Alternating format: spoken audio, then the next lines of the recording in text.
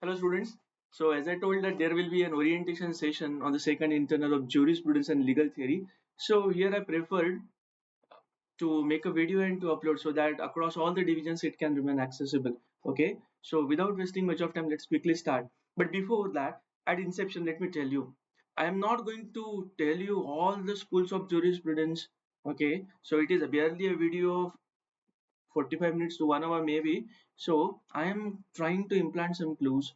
I'm going to tell some basic ideas very clear so that you can catch them, and there is a room for your own creativity also so that you can make a very meaningful assignment, okay, with your own creativity. Okay, so with this note keeping in corner of your mind, let's quickly start. What is the theme of the internal?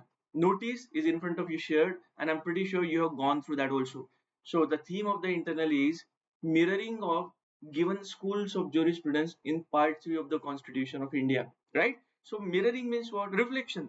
So four schools which I have chosen: natural law school, sociological school, historical school, and realist school of jurisprudence. So you have to remain or that conceptual clarity on all these four schools of jurisprudence. Okay, that what these schools are trying to establish, that much basic is required. Okay, it is something essential pre-corollary to make this assignment. Okay, not entirely whole theories with all the tenets, but students, you should know what do you mean by natural law school, what is the basic philosophy of that. Okay, so is the case with the rest of the schools. Okay, and you have to see where they are reflected, okay, where there is mirroring. So one by one we will try to understand this notice quickly in 5 minutes. Okay, so this is setting up of the tone. There is opening remark if you have seen in the internal. Okay, and that is contextual setting which I have done at two junctures, at two instances.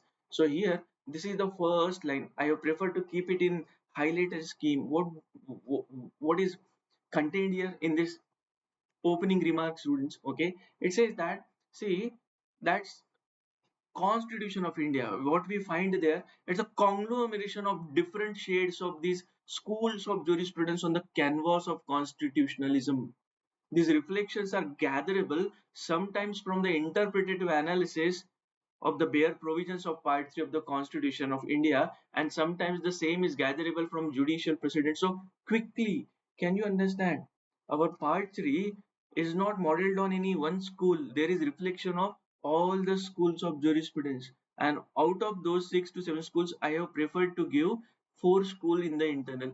Understood? So last line is very important here. Again, clue number 1. Okay, this mirroring of the schools, where we can find, students, either they can be in form of provision. You may find reflection of the schools of jurisprudence in a particular article of the Constitution of India. You know? Say for example, okay, I'll tell you while explaining the schools. Okay, but as of now, just try to understand there may be some provisions, some articles where you find vividly those schools mirrored, isn't it? On the contrary, constitutional law evolved through judgments, isn't it? Over the period of time, it took some time to establish even the basic structure of the constitution also, and it has evolved through judgments. So two things, a great hint I have told you. So bare provisions, sometimes they may be gatherable from articles of the Constitution of India, and secondly they may be traceable, students, through the judgments. Okay, let me give you one vivid hint. What do Ashutosh mean by that? Okay, say for example, when it comes to historical school of India, historical school of jurisprudence, right? So what do we mean by that? According to basic tenets, law evolves. It evolves like language, you know, and the basic source. That's why we find in custom, according to historical school of jurisprudence, custom is the real source of law because it evolves. There is reflection of the spirit of the people. Work is according to Sir Frederick Carl von Savigny, isn't it? So customs are the real sources of law and they precede the legislation. So now, when it comes to this juncture or instance number 1, Article 13, Clause 3, while defining law, okay, and so defining law for the purposes of Part 3. So Article 13, Clause 3, which is still which is very much integral part of the fundamental rights, isn't it? What it says, for the purposes of this part, the term law shall mean and include any order, ordinance, bylaw, rule, regulation, notification, custom and usages having in the territory of India the force of law. Are you understanding it? I quoted a provision here, isn't it? I told a provision here. Article 13, Clause 3. Now it is reflected since there is recognition to custom and usages as a source of law here. So now can we relate it, or can we establish in our interpreted in our second internal that yes, there is mirroring or reflection of the historical school of jurisprudence. So this is just one hint. There are so many things. So this time we have done it through a provision.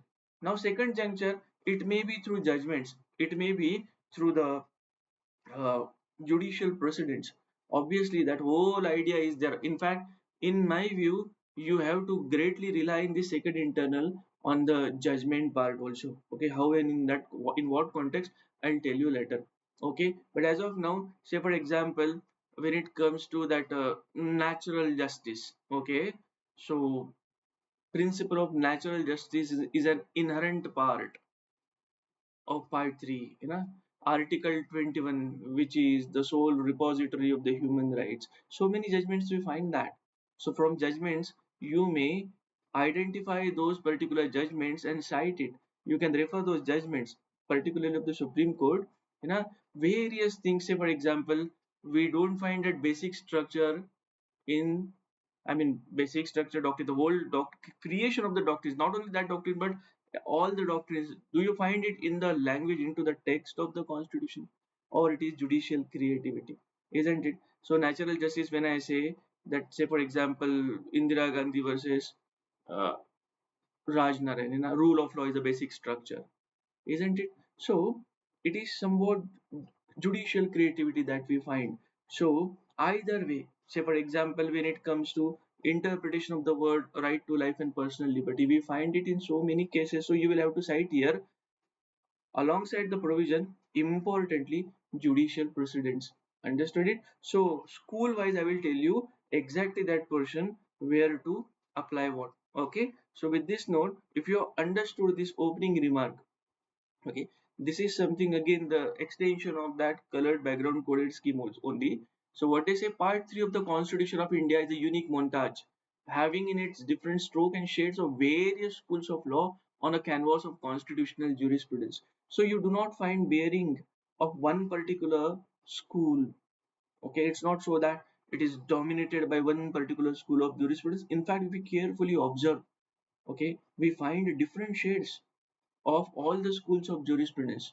Okay, so I mean, while elaborating the schools, I'll tell you, but here what this connotation basically tells you, that it is a mixture, it is a hybrid version. Okay, so it will give you a feel of that as if it is a collective wisdom of all the school of jurisprudence that we find featured throughout the fabric of the Constitution of India. Okay, so it's a conglomerate montage.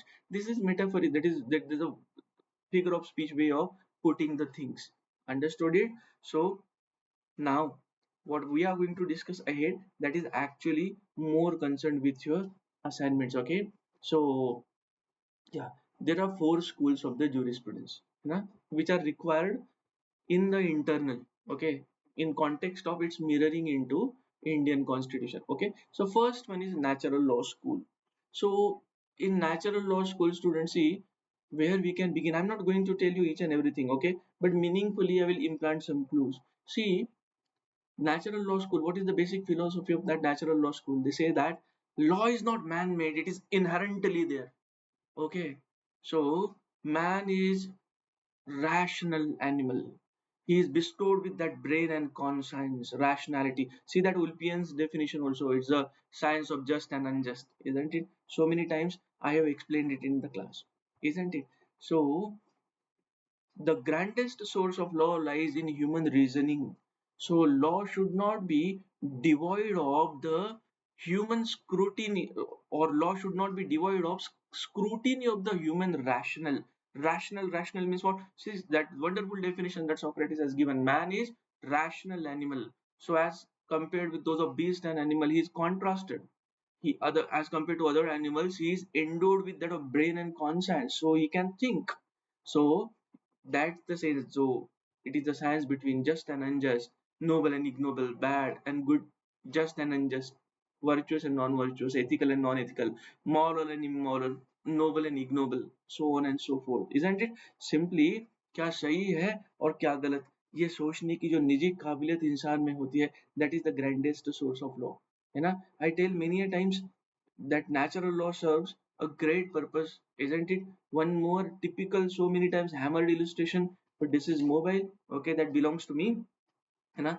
Now if it is found by some student laying in the dust, so the thoughts of Indian penal code will come later, or now thoughts of that Bharatiya Nyaya Samhita will reach his mind later. First of all, in his own conscience, that thought is coming. Is it good what I am doing? I'm switching it off and disposing it in the second hand mobile market. Okay, so he is guided by his own rationale. No, no, it's not good conduct. I will take it to administrative officer's cabin. Will hand it over. Now he will take care of reaching that mobile in proper hands, whosoever that belongs to. What he has done. See now, what function is done by Bharatiya Nyaya Samhita. That is same function is done by his own rationale. Isn't it amazing thought? So natural law. That is in this context, it is the source of law. Your own human rationale. You're born with human rationale. Now you will find several judgments where this background of that rationality is there. Understood? Say for example, the very judgment, okay, of that uh, Manika Gandhi's case, okay, or any post Manika Gandhi jurisprudence that evolved. What we find, even that habeas corpus case also, ADM Jabalpur versus Shivkant Shukla. Man is born with man is born with that intellect. He is gifted with that intellect. Mother, that nature has discriminated human being by giving that intellect, isn't it? So there's that difference between good and bad. So he is endowed with brain and conscience, isn't it? He is endowed with that brain and conscience to discriminate the things. He is born with important word, due dignity and worth of a human being. एक मनुष्य को उसकी गरिमा एवं अस्मिता के साथ treatment मिलनी चाहिए. It is not merely animal existence, isn't it? So that is something not corporeal or bodily existence, सिर्फ उसका वजूद नहीं. Okay, there should be some meaning and content to his life, and that's owing to his due dignity and worth. He is human being, and that's why must be treated according to human being. Okay, he may be criminal but not born as a criminal from the womb of mother. Okay, circumstances may be villainous. That Mother Nature with her golden finger has engraved on every human heart that right to life. I'm not telling my words. Somewhat recollecting the dissenting opinion of Justice Khanna in ADM that habeas corpus case, ADM Jabalpur says Shivkant Shukla, isn't it? So all the cases you find at human right jurisprudence, the edifice at the same, the foundation of the same is natural law only.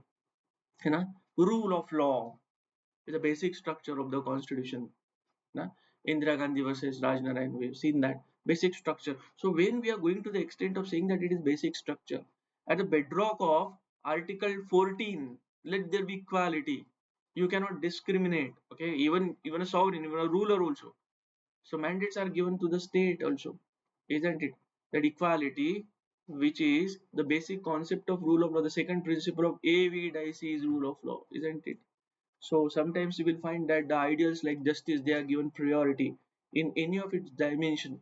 Distributive justice, you know. So all those things which we find, even Article 19, freedom of speech and expression, are that right to privacy. Okay, so right to practice, right to freedom of conscience, practice, propagate the religion of my choice. So everywhere we find that that is guided by the natural law philosophy, being that human right reflection there. Okay, they are basically human rights. They are constitutionally guaranteed human rights. Okay, and behind human rights you find it's a magnet of the natural law. Understood? So many dimensions you can think in natural law. Third wonderful dimension may be principle of natural justice.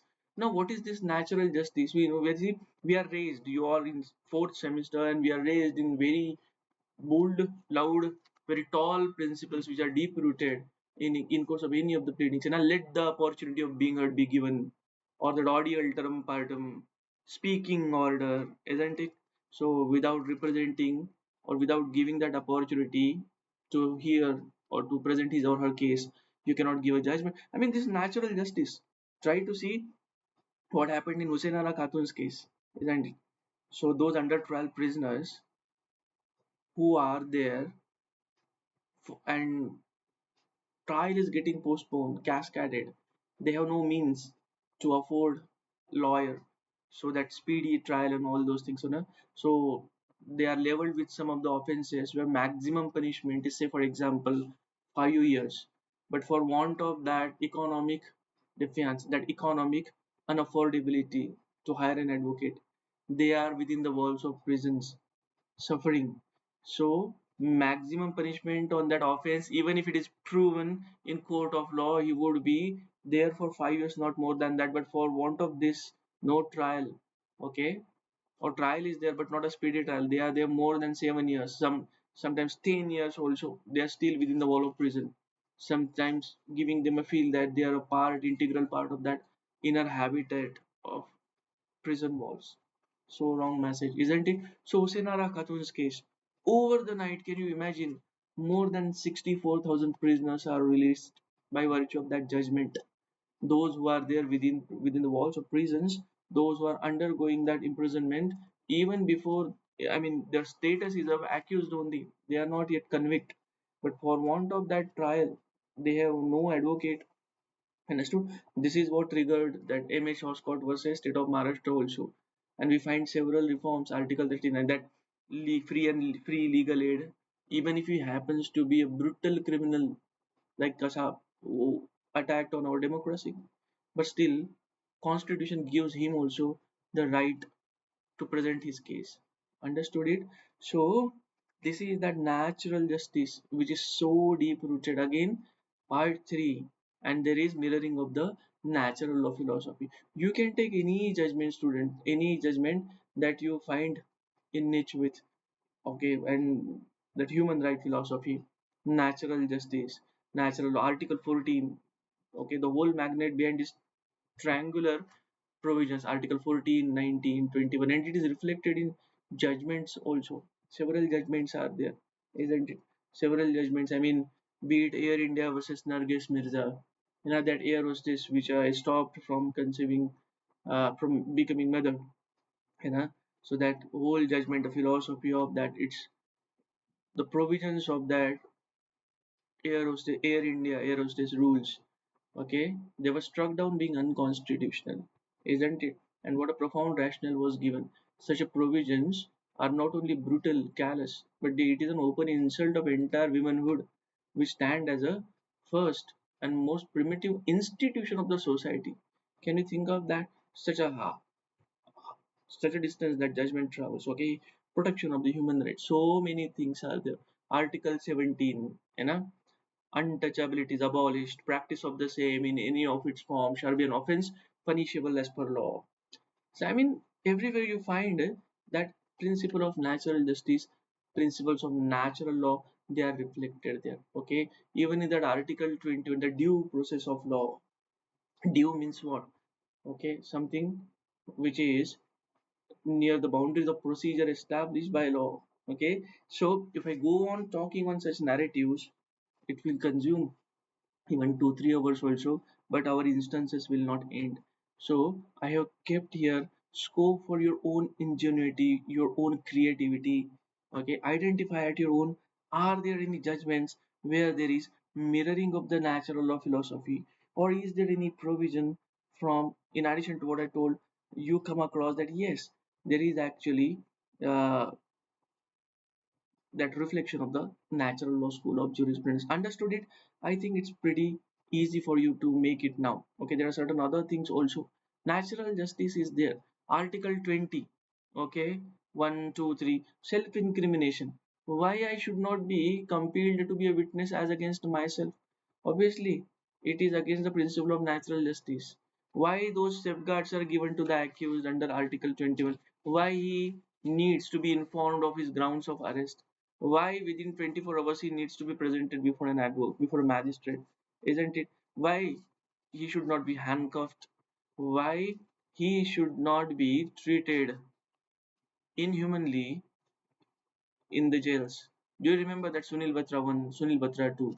A postcard was written by Sunil Batra, who was under trial prisoner, and he complained that barbarous treatment which was given by the prison authorities to the prisoners. Barbarous, very brutal. Supreme Court converted that postcard, 25 paisa postcard, into a writ petition. Can you imagine? And they issued the guidelines. And then they started a wave all over the India. And then it was a time where we find that IGNU started its education, distance education center in jails. Yashwantrao Chauhan Mukta Vidyapit Distance Education Center again. Okay, equipping them with professional education, vocational training. So it's not only for the namesake that they are making chairs or they're washing cars inside, something that means of earning livelihood inside the prison. So all those things, Kiran Bedi, Bhushan Kumar Upadhyay, the stalwarts who took great, great efforts in reforming the criminals, isn't it? Reformation of the characters. So that meditation center, Vipassana centers where we find in even in Yerwada jail also you'll find the same. Okay, so they are not the wrong persons. Something went wrong with them, but they are not the wrong persons. They have always second chance to come up with a good face and to again one more time get into the mainstream of the canvas called society. Okay, so these many insights are sufficient, students. Secondly, okay, natural law school समझ में आया? Okay, in case you have doubt, you can ask me. So mirroring of historical school. Now historical school is bit easy, interesting also, and yet tricky also. So what is the historical school, students? We have studied the basics of that. That historical school means what? What it tries to preach basically. The basic idea of historical school is that law is not inherent in the nature, nor it is man-made like sovereign-centric agency so formally. It is like language. Okay, law evolves like language. Over the period of time, it automatically evolves. It gradually evolves. So that's why Sir Frederick Carl von Savigny, okay, we have seen that essay, Warm Beruf, and a Wolfgang's theory, spirit of the people. So almost 2-3 lectures we spent on that. So what he says, it is reflection of the spirit of the people. It is reflection of the spirit of the people. So that's why you will find that law evolves like a language which is very unique to that culture. And that's why custom is the real source of law, because custom has that reflection of the spirit of the people. As language, see why we talk Hindi, okay, why Hebrew is talked on other counterparts of the globe, why English is called in Western countries, why in Germany, I mean, why in France they talk French. So it has reflection of the local culture, isn't it? So it is so unique to that culture that you cannot divorce that law from the cultural, religious, spiritual, economical, psychological, moral, spiritual traits of that particular civilization. Law is very unique to that context. So law evolves automatically and custom precedes the legislation. Custom is the real source of law. Okay, so with this note, you can think of that law automatically evolves over the period of time. Gradually, it evolves. So that Pushtar's observation, now what the disciple of Savigny, what he said, that law evolves with the evolution of the civilization. Okay, law grows and expands with the growth and expansion of that civilization. तो जिस प्रकार सहजता से निरंतरता से किसी भी देश की विधि प्रणाली का निरंतर विकसन होता है, gradually it evolves. Gradually word is important here. Over the period of time, it's not something that today I enacted the law and tomorrow it settled with interpretation. No, over the period of time it will evolve and settle. Now here I have implanted a great clue. Okay, so first of all, you know that custom, how it is having that statutory, that constitutional recognition as a source of law under Article 13 clause 3. Okay, in addition to that, now come on several judicial aspects. Okay, the judicial precedents, several cases you will find that, students, ध्यान से सुनो, over the period of time, many of the concepts in that constitutional law settled over the period of time with its own meaning. Understood? Say, for example, right to life and personal liberty is a typical answer written by every law student. And you know that distance from A.K. Gopalan to Maneka Gandhi's case. So in A.K. Gopalan, what was the interpretation? Try to see as an evolution on the march of time. Firstly, what is there? Firstly, there is provision, Article 21. Understood it? So no person shall be deprived of his life and personal liberty except according to procedure established by law. Right? So that provision is first. Then there are early interpretations. So there is curiosity, constitutional curiosity. What is life? Is it animal existence? Okay, it is something that right to life means not to die. What is personal liberty? Is it something that against arbitrary arrest and detention only? Or it has something more to interpret? Obviously, this was initial conservative interpretation that we find in A.K. Gopala's, but as law evolved later. Okay, so again, through the darker clouds of emergency, when our democracy was going, some judgments which were taken not on the royal road of democracy, but on the corners of the political ill wishes. Isn't it? Democracy. Some judgments we find that they altered, okay, they altered the ego of interpretation altogether, shift paradigm shift. So from that, right to life is not something that animal existence, that corporeal existence, मेरा वजूद मेरा अस्तित्व सिर्फ जानवरों की तरह नहीं, according to the due dignity and worth of a human being. Understood it? So that's why Maneka Gandhi's and post Maneka Gandhi case, Maneka Gandhi's case, it settled this interpretation. So law evolved over the period of time. Understood it? So all those things, what is that right to life? It's not merely that animal existence or right to that to remain alive. It's not only that much conservative, but that due dignity and worth of a human being. And what is personal liberty? It's not only that protection from arbitrary arrest and detention, but all those things which are necessary to assign some meaning and content to my life. Okay, मेरे अस्तित्व को, okay, मेरे जीवन को एक खास अर्थ प्रदान करने वाली जितनी भी चीजें हैं, all those things will be coming in Article 21. Say, for example, education. Without education, I'm nothing. I cannot reach the heights of my wisdom, which is, in fact, according to Socrates, the highest value of human existence, the highest pursuit of human existence. Okay, education, to be wise. Always he used to say that I'm searching wise men. You know? So it's that particular thing. So everything, a means to earn livelihood. Again, it is something which is accessory to this. So one by one, you will find several rights are there. So here, that historical school of jurisprudence deals with what evolution of the law, and you will find in constitutional context there are many concept students which have evolved like the Darwinian model on the canvas of constitutional journey, on the march of constitutional journey. और उसमें विभवान्तर फर्क है.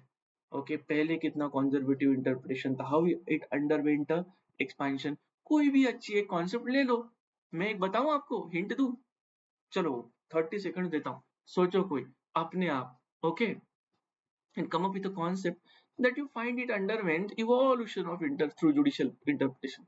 बताओ, मैं बताऊं. Article 12, state, है ना? Try to see how that concept of state, where the way it was penned down.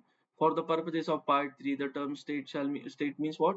It includes government and parliament of India, government and legislature of each of the state, and all local and other authorities within the territory of India or under the control of government of India. है ना?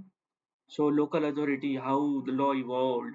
Earlier, in Shantabai's case, Ujjambai's case, it was only that constitutional origin, that sovereign, non-sovereign function. Do you remember that? University is not a state. It is not discharging that sovereign function. So this was earlier conservative interpretation. They released the concept of state from the clutches of this sovereign and non-sovereign dichotomy. And for the first time, it further evolved and underwent an expansion. In what case? Rajasthan Electricity Board versus Mohanlal, and where they told the theory of constitutional origin या फिर statutory origin. There they told that all those which are having either constitutional origin or statutory origin, they are state. Now statutory origin I can understand, है ना? like RBI, Reserve Bank of India, Institute of Chartered Accountants of India, those were emancipated or originated through a statute. Okay, so statutory origin. But what is constitutional origin? There are many agencies which are emancipating through constitution. Okay, or the origin is traceable into the constitutional provision specifically, like Finance Commission of India, Election Commission of India, UPSC, Union Public Service Commission, fine, so many things. Understood it. So they are also other. So apart from this, okay, was it an end? No, it was not an end, but a brand new beginning of tomorrow's game changer interpretation, which came in Ajay Hasia versus Khalid Mujib, isn't it? That agency or instrumentality test. So it's an extension. And how it evolves, see, historical school you can easily identify. It gradually happens, gradually. What historical school says, it subconsciously happens. It's not so it's just like custom. I mean, it is so naturally evolving as per the local traits of that particular civilization. Why Saptapadi is the essential ceremony to conclude the marriage? Can you think of any concrete reason? Is it so because it is in Hindu Marriage Act? But where from it came in Hindu Marriage Act? Okay, can you tell which was the first couple who took those seven rounds around the sacred fire? We cannot trace it. That's what a custom first characteristic is. Na? It is in prevalence since time immemorial, and because of its universal observance, it has obtained the force of law because of so undisturbed and continuous observance on the societal journey. Are you getting it? So evolution of the law that evolves automatically. Okay, so here you can establish the evolution of several such concepts. I give you second illustration also, isn't it? So many things. Say for example, now recently, okay, that freedom of speech and expression. Okay, because see, state everything has a reason, and it gradually happens. Okay, so when it comes to that state, what were the functions of the state at the on the eve of constitution, okay, or on the eve of freedom of India, isn't it? So there was an expansion, there was decentralization of the conventional function of the government. So there was transition from a ruler government to a welfare government, and in that obviously there is going to be public private partnership, where hitherto before conventional tasks are outsourced to the private entities. Okay, that lorry which comes to collect the garbage, municipality lorry which comes to collect garbage at your place, what is written on that? I remember Kanak Resources Private Limited, its original obligation of someone else, I mean government, but it is outsourced to a private vendor. Okay, so here they are outsourced, so agency and instrumentality test. Okay, that particular vendor is acting as an agency or instrumentality on behalf of the state, है ना?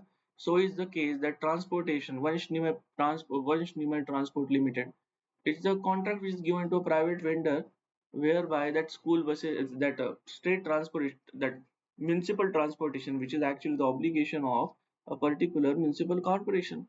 So it is outsourced to a vendor. So decentralization of the span, because so many functions and the complex functions. Okay, so it may not be possible, nor it is desirable that each and every function in a welfare state must be performed by the government. Understood it? So that's why it summoned that expansion of the concept of the state. इसी के कारण administrative law भी आगे विकसित हुआ. I'll not go into that, but this much explanation is sufficient. Okay, so एक ही concept है. Are these only two three concepts? Several such concepts, isn't it? Say for example, when it comes to this freedom of speech and expression, and when constitution was written, what was the medium of expression? Tell me. In a paper media, periodicals, newspapers, नियतकालिक वृत्तपत्र, किताबें, है ना? So far as technology is concerned, radio was the technological miracle which was advanced at that time. No more further technology. Even television sets also entered much later. So ऐसे में students आप ही बताओ मेरे को. Okay, you only tell. Can law remain confined, cabined, okay, or imprisoned into that paper media, speech and expression, or how the law evolved later. Okay, that speech and expression I can express through any means. The technologically driven age, as of now we are sitting on the I'm recording this lecture. I will be accessible, what I want to say will be accessible to you once you download this, isn't it? So we have taken a great leap, a huge distance of generations we have traveled from that point of time when constitution was written, and the way we are sitting. So obviously they are human beings, and to what extent they can extend their vision while writing the constitution. But now this technologically driven era, and I'm talking of AI, that machine is asking me to whom I made, that machine is asking me before I log in, prove that you are not a robot, and it raises my eyebrows literally, isn't it? So on that age I'm talking about. So can you remain confined to those earlier interpretations of Shakal newspaper, Bennett Coleman's case, isn't it? Times, I mean, earlier interpretations on Article 19(1)(a), particularly when it comes to freedom of media, freedom of speech and expression, media, and all those things. Okay, so think of this, and you will find that law evolved. So is the case with sedition speech, okay, or speech and expression. Earlier, conservative interpretation law further evolved over the period of time. We said as constitutional morality, okay, as over the period of time. See, it is, I want to write a research paper on that. It created a constitutional ego of its own. मानो ऐसा कुछ हुआ कि मैं हूँ, है ना, that constitution also started to feel its own ego, and that is something which cannot be undone with. So you will find that certain ideals, okay, in that ego are kept at such highest pedestal, which are untouched, which can never be touched, okay. And basic structure doctrine is evolved. वो जो feel है ना, that I exist, this feel came, that's why we call it as organic and live document. It's not merely a pedantic text. Survey HM survey, if you refer to the opening remark, it says so. Okay, so now over the period of time it evolved constitutional morality and all those things we say na. So say for example, uh, sedition, even if I talk a little bit in public corner, I would be behind the jail bars. But now the situation is changed. Freedom of speech and expression is given more liberty. Okay, there is a room, there's space, that that space is always recognized. Okay, that that expression is given more weightage rather than the reasonable restrictions. Understood it? Pakka? So that's why you will find that there are acquittal cases even in some of the serious contentions that you are publicly making. Okay, so on and so forth. You will find there are several such instances where there is evolution of the law. Even that Article 14 context, okay, law was so that classification theory, we find the instances where it is challenged, it is being replaced in EPFA's case by that that doctrine of what is that doctrine of arbitrariness, you know, but a philosophical observation by Justice Bhagwat. He says that equality and arbitrariness are the sworn enemies of each other, sworn enemies. Then शपथ लिए हुए शत्रु की तरह. So latter is the antithesis of the former. They cannot dwell on the same horizon. So equality is a dynamic concept. The same cannot be cabined, crippled, or imprisoned into the doctrinal limits. इसका अर्थ क्या होता है? They cannot be imprisoned into the doctrinal limits. मतलब classification theory is a doctrine. Okay, reasonable classification was a doctrine. So you cannot imprison that dynamic ideal of equality into a doctrine, and that's why they proposed a new doctrine of arbitrariness. So arbitrariness and equality, okay, where there is equality, there is no scope for arbitrariness, and where there is arbitrariness, equality cannot dwell. Understood? So sworn enemies. So that's why they create a new theory.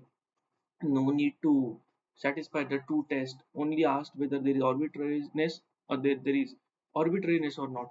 If the answer is affirmative, then obviously there is violation of the equality. So take any such concept where you find such evolution of any given concept, and law has underwent a change. Okay, our own understanding has evolved.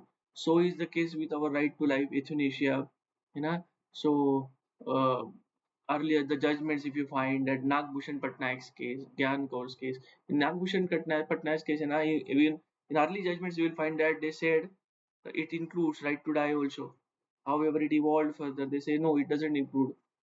So in earlier judgments, when they said that it also includes right to die, not only they said that it includes right to die, but gave categorically a catalog or reasons or grounds where a person may feel to die. Okay, however, it did not hold good for much time because they interpreted again, evolved the law. Okay, in a newer way, life is a positive concept as mentioned in Article 21. So, death is a negative connotation. So, no matter a person may be in vegetative state, maybe in a dreadful disease, but this is what motivates the scientist. Okay, who are working day and night to come up with a cure on that disastrous or that dreadful disease. Understood? It is what scientific temper. Death is negative and life is light.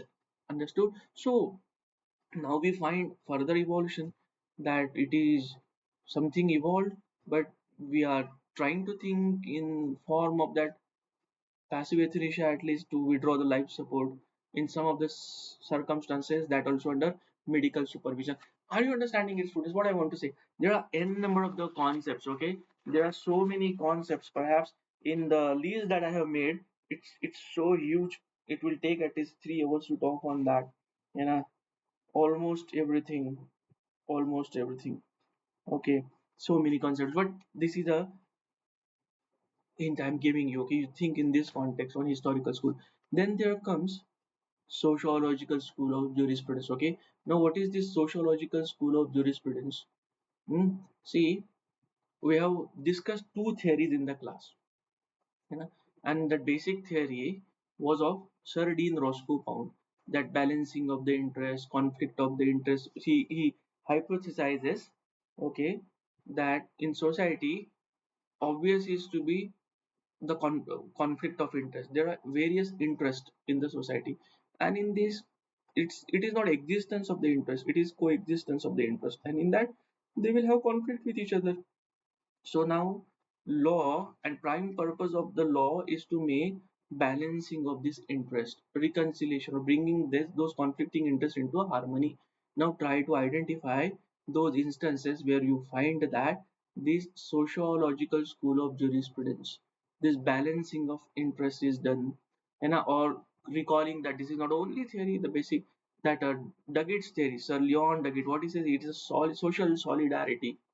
Okay, so wherever you find the principles of this sociological school of jurisprudence, you can easily write that. Okay, there are several such instances. Okay, so can you think of that? I give you 30 seconds where you find such balancing of societal interest is done in part 3.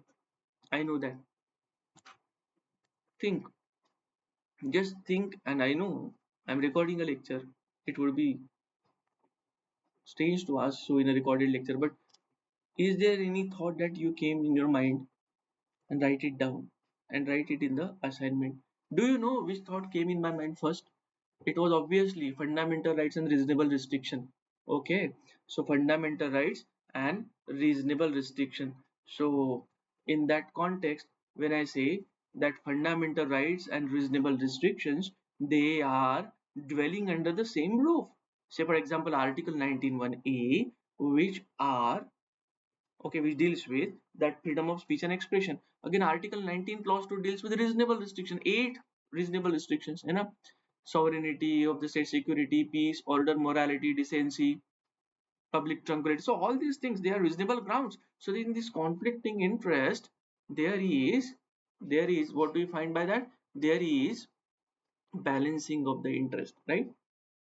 So fundamental rights and reasonable restrictions, there is a relationship, and there is a great reflection of that balancing of the interest. On one hand, state also wants to correct, to regulate the liberties which are given. Isn't it that Abraham Lincoln's anecdote I told you, when that stick of another passerby hit his nose, he shouted, okay, and that passerby said that I'm American citizen, I'm having liberty. But what he answered, Yes, my dear citizen, you have liberty, but your liberty ends where my nose begins.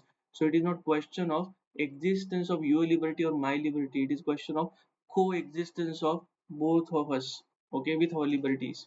So now that's why if I am having that freedom of speech and expression, and if it hurts someone else, obviously there should be that social engineering, and this is what exactly done by reasonable restriction. It's not only in context of Article 19.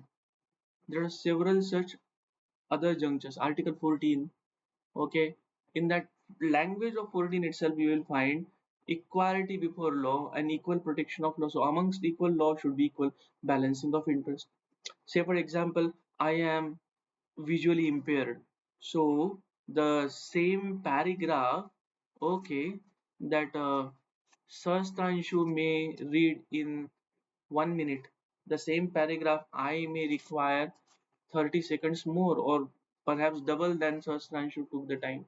So in that context, UGC discriminates. Okay, UGC comes up with the idea that those who are visually impaired or whose vision is impaired with more than 60% shall have 40 minutes more in the UPSC examination, or 1 hour extra in the UPSC examination in addition to the scribe which is given. Understood this? Now, this is equal protection of the law and balancing of the interest, so that my contestation, okay, or the way I'm contesting in a the way I'm as aspirant of UPSC, I should get that fair chance to crack that exam, okay, and my deformity should be leveraged by that distributive justice, okay, sorry, that protective justice. Understood it here? Okay, so on and so forth. Article 15 clause 3, ठीक है. So a bus is going on and they find a board on a public transport that these three rows in a crowded bus. I'm finding a may say that board in a public transport bus that these three coaches are reserved. These three rows are reserved for senior citizen, pregnant women, and children. Now, in a crowded bus, still three seats they are reserved. I mean, try to understand Article 15 clause 3. Nothing herein contained shall prevent the state from making any special provision for women and children. Herein contained means what? Herein means Article 15 clause 1 and 2, है ना? State shall not discriminate its citizen only on the grounds of religion, race, caste, sex, place of birth, or either of them. But subsection sub article 3, 4, 5, they carves a room, a space for that protective discrimination or that idea of distributive justice, isn't it? So this is what that idea of reservation. So these are, I mean, here you can find a balancing of the interest and reflection of Roscoe Pound's theory of social engineering, and to a great extent it is done there. Some judgments also you can identify here. Indra Sawhney's case, okay, so this is Sawan's observation. It is that paragraph specifically contains that word. Do you know, I'm giving you a great hint, okay, that particular word, social engineering, social science. So, so on and so forth. Socialism is the basic structure of the Constitution of India. Which case says so? Excelware versus Union of India. Though now we are moving towards capitalism with its own content and flavor, but theoretically, at least it was a time. At least preamble we say socialism, and is the basic structure of the Constitution. So you will find many such provisions where on one hand, see, it's not so that absolute right of life and personal liberty, but by resorting to due process of law, the question arises, okay, can it be curbed? Can a person be arrested? Yes, obviously he can be arrested if there are grounds to arrest, so, and with due dignity of a human being, by resorting to due process, that procedure established by law. Understood it? So these are the things, okay. So you create your own illustration, you try to see your own case or any such provision, and thereby come up with this thought, okay, of that social solidarity theory, social engineering, Roscoe Pound's theory of social engineering, that how to remove that conflict of interest, balancing of interest, you know, and making balancing of interest. So Article 31, yet another illustration, okay, saving of the laws. Have you studied it? Certain immunities are given, okay, certain privileges are given. So why these privileges are given? Again, to remove that conflict of interest. Some of the judgments, you know, where Article 39 B and C comes in, Article 31 comes in, Article 14 goes out. So it's not a question of fight between fundamental right and reasonable restriction. It was Sanjeev Coke versus Bharat Coking Oil, something. Okay, in that case, now that case was very interesting case. So article for, say for example, LPG subsidy on cylinder gas. This is illustration. Okay, you will understand it better. So I am paying 1200 rupees for that, and a person who is below poverty line, for him 1200 rupees is perhaps one fifth of his entire income. If he is getting 10,000 rupees monthly salary, 1200 rupees matters a lot to him. So it will be pinching to his pocket as compared with a person like me who is drawing a good salary, isn't it? So it will not amount to discrimination, obviously, if that cylinder is subsidized to him and he is at affordable price of 200 because it is essential commodity. 200 price at 200 rupees he can purchase it, and I'm still required to pay 1200. It's not discrimination. Understood it? So what is here? Article 31C. Okay, it deals with equitable distribution. It gives reference to Article 39, and in turn it deals with equitable distribution of the resources. Again, equitable distribution of the resources of the country. Okay, it should be done in such a way that it gathers the gap between rich and poor, isn't it? So is the case. So uh, it may be permitted if he gets cylinder in 200 rupees, and I may be okay with that 1200 rupees also. So here, what is the line? Article 14 goes out when Article 31 comes in. Article 14 goes out. It means, see the order of supremacy which is given. Sometimes you'll find that your directive principle of the state policy are also given supremacy over the fundamental rights in the latter age of its constitutional interpretation. Article 39 was is a DPSP, isn't it? Directive principle of state policy, so which talks of the equitable distribution of the resources. So here, that balancing of the interest, nothing else we find it here. Okay, अभी समझ में आया क्या? लिख पाएंगे आप? लिखो. Okay, then the fourth school and the last school, what is that, students? It is mirroring of realist school of jurisprudence in the specific. Now realist school, okay, what is that realist school? Sir Oliver Wendell Holmes, Jerome Frank, na? And basic theories, early theories. Okay, so realist school, Batman theory of law we have studied. So according to basic tenet of this realist school, okay, in online lecture also I explained it. What is that? See, that realist schools says that law contained into the legislation, that is merely a prophecy. Law contained into the legislation, that codification that you find, it is merely a prophecy, isn't it? It is merely a prophecy. So actual law is contained where? Into the judgments. Okay, so law contained into the legislation, that is merely in a normative way contemplating, if this happens, then this shall be the legal consequence, and not more than that. Okay, so good men always fear to the law, but bad men do not fear to the law. This is what that called as badman theory of law. Understood? So uh, ध्यान से सुनो मैं जो कहने वाला हूँ अभी. Okay, so if a person commits a murder, he knows that murder is prohibited under BNS, but still he dare to commit murder. It means he is not fearing to that law which is contained in BNS.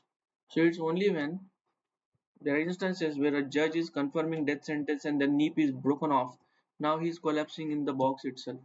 Okay, that acquittal box itself. So what is this?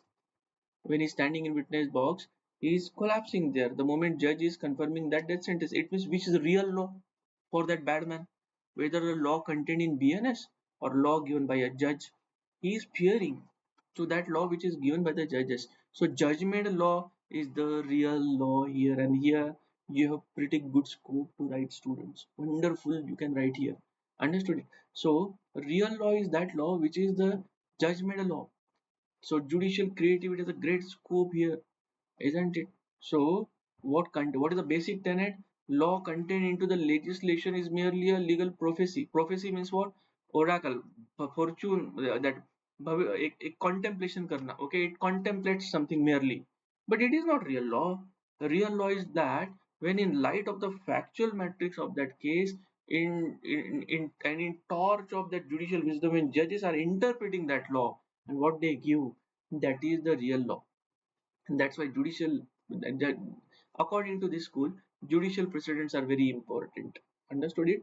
So obviously you can write it starting with article 13 order, or I mean, see, though not in part 3, but you will find that, I mean, law given by the Supreme Court shall be binding on all high courts and courts subordinate to such high courts. एक pyramid kind का structure तैयार होता है ना, supreme court ऊपर, सारे high courts नीचे, okay, and court subordinate to such high courts उसके नीचे. So whatever percolates from the top, a judgment given by Supreme Court, it is binding on all high court and court subordinate to such high courts. So isn't it reflection of the, though not in part, but it is reflection of what, realist philosophy. लेकिन सुनो, यहाँ if this question I would have asked in class, almost every next student would have raised his answer, I know the answer, है ना. So obviously our part 3 and the way it evolved fundamental right philosophy, the whole jurisprudence of fundamental rights, it evolved through court cases. So you are having pretty good scope to write the contribution of the judges here. एक बात बताओ मेरे students, मेरे को article 21 is one linear article only ना. Right to life and personal liberty, no person shall be deprived of his life and personal liberty except according to procedure established by law. But ये सारे rights आए कहाँ से? Though they are not within the language of 21, but they are under article 21. ऐसे हम कहते हैं, देखो, जैसे right to earn livelihood is an integral part of the article 21. It is contained under article 21. Olga Tillis versus Municipal Corporation of Bruhan, Mumbai, है ना. Right to earn livelihood के बाद देखो, right to education. So 2002, that 86th amendment act, constitutional 86th amendment act, है ना, that came later on.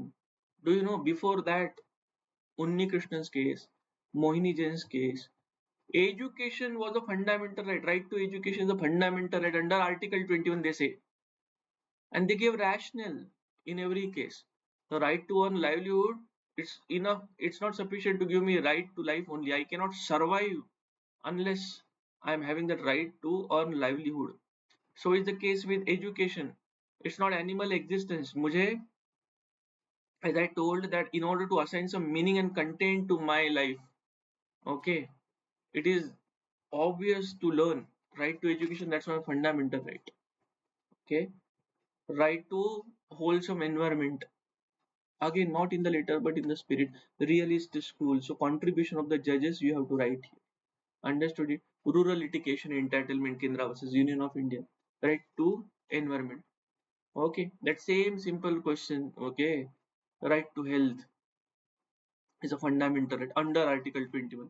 So I cannot lead a unhealthy life, I want a healthy life, isn't it? So that I can meaningfully and materially reap the benefits of that life. Understood? So Parmanand Katara's case, Parmanand Katara versus Union of India, right to health is a fundamental right. Okay, now to what extent you can go this particular theme, mirroring of realist school students, let me tell you, there are articles after article. I mean, there are certain good articles on this realist school of jurisprudence. So what is the contribution of judges in the development of part 3 jurisprudence? Okay, what is the contribution of the judges in the development of that fundamental right jurisprudence? So one after one, several things you will find, students, here. Okay, let me tell you, even those doctrines that we are talking of, do we find these doctrines in any judgment, students? No, these judgments are not actually there. I mean, they, in the language you will not find these doctrines, but they are in the judgments. Okay, say for example article 13, right? But that sole repository, I mean, it gives birth to almost 6 to 7 doctrines, only article 13. Can you imagine it? And they came out of the judgments, they came out of the judgments. Okay, doctrine of severability, article 13, dealing with any such law which is impugned or which is violative of fundamental rights, then to the extent of that it is violative. So in FN Balsara was a state of Bombay, court created it, you know, doctrine of severability. Bikaji Narayan Dakras, the doctrine of eclipse was created here, again stemming from Article 13. Keshwananda Bharati's case, doctrine of judicial review. Certain rights are kept at such a highest pedestal which are beyond the political vicissitudes. कुछ मौलिक अधिकार लोकतंत्र के इतनी ऊंचाई पे रखे गए हैं कि वो राजकीय गिरफ्त से कहीं परे है, इतनी ऊंचाई पर है. एंड जजेस आर द सेंटिनल क्विबल्स. न्यायिक प्रणाली सजग प्रहरी की तरह है. They are the custodians, sentinel quibbles of those rights. Understood? So that is why judicial review. Ultimately, judicial review where contribution of the judges, that's Keshwananda Bharati's case, isn't it? Though it is there in the language, but it is particularly after that judicial impetus. So many things you will find that which is actually the right to privacy. And you will find it mentioned anywhere. Privacy, the word भी नहीं दिखता है. But फिर भी it is recognized. It is an integral part of the part 3. Not only that, amongst the basic structure, so many things which are not written but they are in the judgments. You know, secularism is the basic structure of the constitution. Is it written anywhere? No, it is this particular, we find it in judgment. The provisions are there in constitution, but judgment a law. You know, so say SR Bombay versus Union of India secularism basic structure. So is the case with the rule of law. A case law is saying you so. Judicial review is the basic structure. So on and so forth. Article 32, which is a remedy of the against the violation of the fundamental rights, and that Article 32 itself is a fundamental right. Can you imagine the beauty of this framing? For violation of the fundamental rights, you can go Supreme Court under Article 32, and so going to Supreme Court is itself a fundamental right. Understood it? So principal right, accessory right. Throughout the cobweb of part 3, you will find there is very fine texture of almost all the schools of jurisprudence. Okay, who created this reasonable classification theory? Who created this theory of arbitrariness? Who interpreted the word life? Who interpreted the word personal liberty? Isn't they are not there in the definition clause? Understood? Constitution says that general clauses act applies, but the word or phrases which are defined in general clauses act, that itself is a matter of introspection. That's why that's 163rd Law Commission report has given comments on that. We need to revisit that act. So judicial contribution not only in case of interpretation. You remember that 2017 all those four judgments, Ada judgment, then that what that oh, very important judgments. Okay, I mean. Justice Indu Malhotra, who gave that dissenting opinion, you know, yeah, there also you will find. I mean, that case can be cited as a case study of where we find all the four schools, something which is contested on the natural ground, natural law as access to the temple. Okay, Sabrimala case, you know, then sociological school, balancing of interest, isn't it? Realist school, there is judicial creativity. That what judge said, that is the real law, isn't it? This is the realist school. Okay, so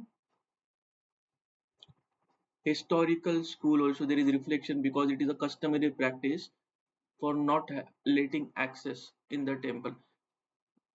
In course of teaching that came to my mind one such case, and there is contribution of reflection of all these four schools of jurisprudence. So students, इसी से समझिए कि कितनी originality इस assignment में हो सकती है. Okay, so with this note I think I should pause or I should take a halt here. You have understood it enough. Okay, so far as rubrics are concerned, it's quite simple.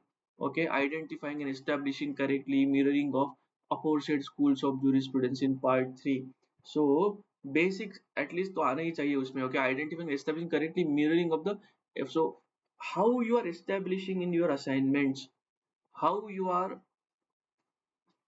establishing that those school reflection of those schools, ये चार जो schools है, how you are establishing this reflection, this mirroring, what illustrations you are writing, what provisions you are writing, what judgments you are writing. Okay, this is incorporated by second rubric referring to relevant provisions or court cases.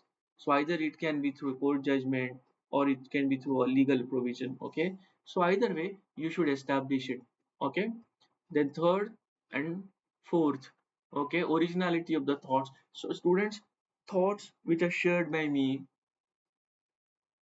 are your thoughts. You can, I mean, it's not something, when I say that they are not my thought, okay, something, the result of my teachers, the way he taught me, okay, I inherited it from my teacher, I'm passing it out to you. Based on that, how you make of it is your own contribution. Make the most of it. Try to think with little novelty, the unique angle which you are setting to inquire into this second assignment. Okay, let it be exclusively yours, something such which may be that rare angle, and here you will find your own reason to develop that inner fascination about a subject called jurisprudence.